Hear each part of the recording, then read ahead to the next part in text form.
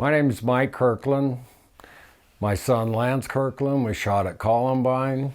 Lance was shot 5 times, 4 times with a 9mm, 1 time with a 12-gauge shotgun right in the face. He's my hero in so many ways, you know. I mean, I watched him when they told me he'd be in ICU for 120 days, and when they came out 4 hours after he had been shot and said, he's been shot twice. Then they came back another hour. He's been shot 4 times. And then they came back and told me he'd been shot in the face with a shotgun. When you have shot a shotgun, you know what that kind of damage. I didn't think he'd ever make it. And just his willpower and his will to live.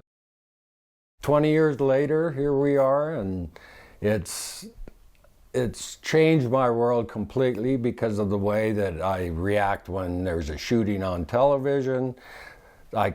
Sometimes I can look at it and it doesn't really bother me, but other times it'll be a week of me crying, and you feel so bad for all the other people that are going to have to go through all the things they're going to have to go through.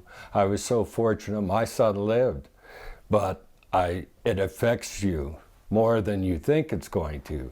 Once the surgeries and the health part of it's all gone, then you have to deal with seeing it on television happen again, that you know that this isn't going to just stop. It changed my life in every way because I had to completely shut down my tree company and become a nurse in a lot of ways and a caregiver to my son to take him to we had 23 surgeries in the next 2 years. At the time I was a raging alcoholic, and so I was trying not to drink, but I was trying to get through it, and I'm sure I would have done it differently, but I got through it all. I felt like I was doing the best I could. I think I was too busy with taking care of Lance and everything for a while.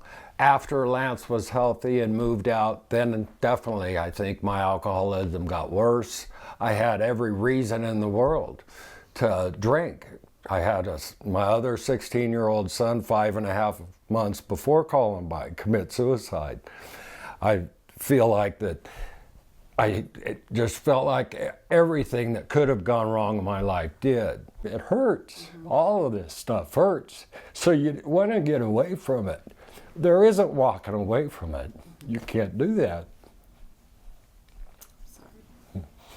So, but you move on. You know, you got to keep going and life will get better. The mental part for me, my son was easy to be able to say I'm okay. And I thought I was okay too. As the years gone by, I've noticed it just sometimes it's a lot harder to deal with. I still deal with it, and I know I will the rest of my life. This isn't something that goes away. Nothing is going to ever be normal again, though, I feel like, when you're involved in a shooting. And that can be the grandparent, that can be the victim. The victim obviously goes through the most, but that doesn't mean that we don't, on the outside circle, go through just, you know, I can't describe how it's going to affect different people. I've said before, I'm very sensitive, so it affects me a lot, and I have to know that it's okay to cry, it's okay to get angry, all these things. But don't focus on the anger. It's not because we have guns in the world. It's because people are going to do bad things. There's evil in the world.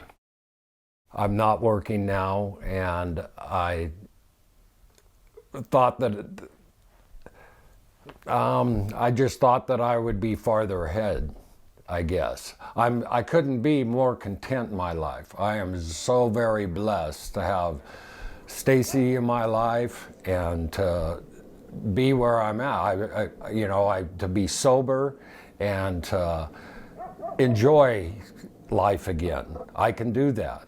You know, I was very blessed to have Lance live and do as well as he has. So I feel very lucky to be where I'm at.